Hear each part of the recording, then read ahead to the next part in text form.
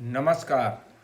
मैं आचार्य doctor Dilip Kumar PhD gold medalist Navyug Jyotish Shikshan संस्थान की पाठशाला में आपका स्वागत करता हूं। ये एक नई वीडियो है जिसमें आपके क्वेश्चंस का आंसर दिया जाता है। अगर कोई किसी पैरामीटर में उलझ गया है, कोई नियम समझ नहीं आ रहा है, तो मैं उसके डाउट्स क्लियर करता हूं। लेकिन ये कुंडली दिखाने के लिए बिल्कुल नहीं है। कुंडली दिखाने के लिए आप मेरे मोबाइल नंबर 9711079544 पर कांटेक्ट करके अपॉइंटमेंट ले सकते हैं और फीस जमा कराइए। आपकी पूरी कुंडली का विश्लेषण किया जाएगा।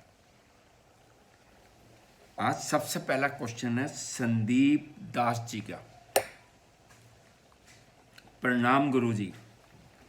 तुला लगन, if 11th Lord's Sun is in third house along with Ketu and aspected by Uch Shani from Tula Lagan, how will be Sun Dasha?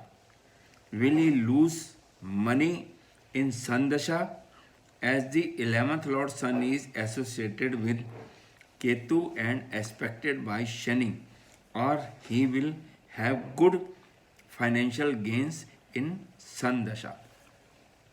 तुला लगन में सूर्य 11th लॉर्ड है। 11th लॉर्ड 11वें भाव का स्वामी अपनी महादशा अंतरदशा में जातक को धन लाभ जरूर देता है।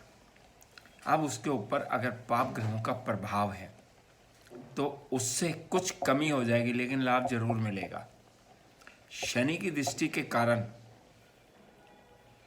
डिले होगी, यानी कि कोई भी लाभ प्राप्त करने में उसे देरी होगी, और केतु के कारण उसके लाभ में कुछ कमी भी होगी। लेकिन मैं फिर कह रहा हूँ, लाभ जरूर होगा और ये महादशा अंतरदशा तुला लगन में धन के लिए बहुत अच्छी मानी जाती है। नेक्स्ट क्वेश्चन है शरद रोहित जी का। प्रणाम गुरुजी। कर्क लगन है। शनि मंगल सूर्य केतु 4 प्लैनेट्स की युति इन 4th house. Will the native get good results of such योग फुल्ली?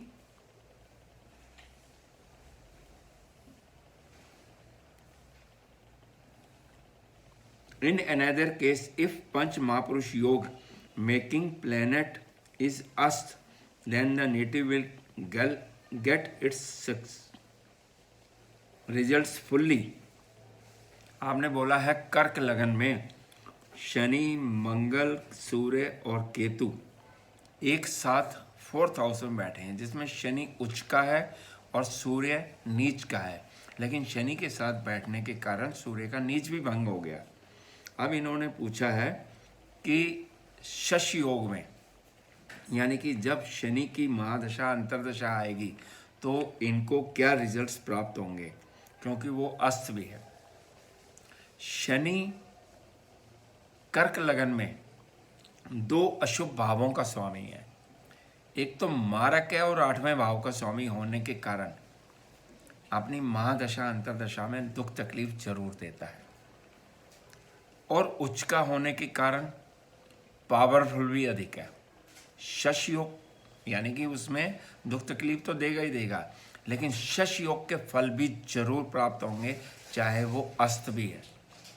यानी कि धन दौलत मकान संपत्ति वाहन का सुख भी प्राप्त होगा। लेकिन मारक होने के कारण 8वें भाव का स्वामी होने के कारण हेल्थ प्रॉब्लम भी जरूर देगा। नेक्स्ट क्वेश्चन है सुलेखा रेखा जी का। प्रणाम सर। इफ ए त्रिकोण लॉर्ड इज त्रिक Lord also at the same time and is having पाप ग्रह दृष्टि, will it act more a trick lord त्रिकलॉर्ड और गिव बैड रिजल्ट्स। आपने पूछा है कि त्रिकोण का स्वामी त्रिक भाव का स्वामी भी हो। नॉर्मली ये शनि होता है ज़्यादातर, या गुरु होता है, या बुध होता है, और ही इज हैविंग ए पाप ग्रह दृष्टि, उस पर पाप ग्रहों की दृष्टि भी है, लेकिन त्रिकोण का स्वामी होने के कारण वो शुभ फल देगा। उसकी दूसरी राशि के प्रभाव कम रहेंगे, मिनिमाइज हो जाते हैं, लेकिन पाप ग्रह की दृष्टि के कारण शुभ फलों में कमी जरूर आएगी। ठीक है। अब इन्होंने लिखा कि तुला लगन है, 9th लॉर्ड,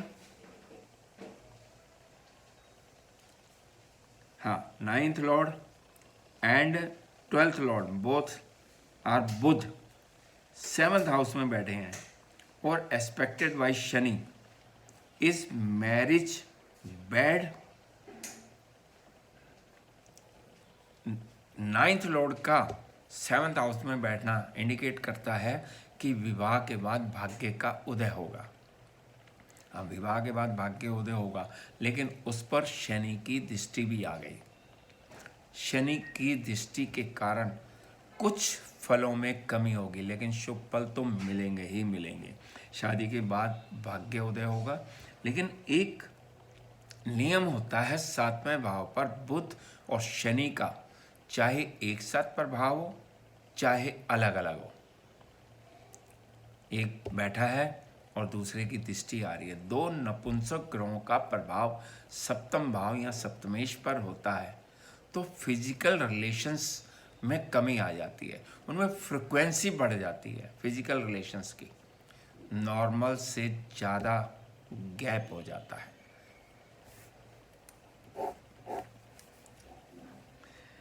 नेक्स्ट क्वेश्चन है देवी अशोक जी का। प्रणाम गुरु जी।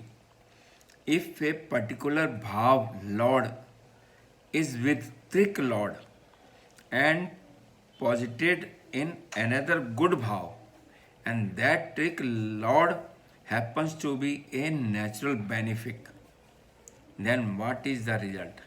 जैसे एग्जाम्पल है धनु लगन, 9th lord and 6th Lord सूर्य और शुक्र की युति 5th हाउस में है, विल इट डिक्रीज द भाग्य? सर, अब 9th लॉर्ड का 5वें भाव में बैठना यानी कि भावात भावन नियम के अनुसार बहुत शुभ फल देता है, भाग्य बहुत अच्छा करेगा। अब उसके साथ शुक्र, आपने बोला 6ठे भाव का स्वामी, वो उसके फलों में कमी करेगा, लेकिन शुक्र जो है 11th लॉर्ड भी है। धनु लगन में शुक्र 11th लॉर्ड भी है, तुला राशि होने के कारण 11वें भाव में। अब 9वें भाव और 11वें भाव की स्वामियों की युति, ये बहुत बड़ा धन योग है और त्रिकोण में बैठ के और अधिक धन देगा, यानी कि भावात भावन नियम के अनुसार शुभ फल भी प्राप्त होगा, धन भी प्राप्त होगा और धन लाभ जरूर होगा। नेक्स्ट क्वेश्चन है दिव्या हरि जी का। प्रणाम गुरु जी। If a particular bhava lord is in swarashi but aspected by or yuti with one पाप ग्रह, then भाव and भाव Lord both are getting affected। बिल्कुल सही कहा आपने। by that one पाप ग्रह, due to this affliction that भाव result will become negative and that भाव lord will give negative results in his dasha bhukti। example 10th lord is in swarashi. अगर दशम भाव का स्वामी दशम भाव में बैठा है तो ये बहुत शुभ फलदायक देगा। अब इसके ऊपर पाप ग्रहों का प्रभाव, चाहे युति हो चाहे दृष्टि हो, वो उसके शुभ फलों में कमी कर देगा। जब भी कोई ग्रह अपनी स्वराशि में बैठा होता है तो वो 65% बली हो जाता है। अब पाप ग्रहों का प्रभाव चाहे युति हो या दृष्टि हो, उसके 20% शुभ प्रभाव को लेस कर देता है। इसलिए ये शुभ फल ही देगा। शुभ फलों में जरूर कमी थोड़ी कर देगा, लेकिन शुभ फल जरूर देगा। नमस्कार।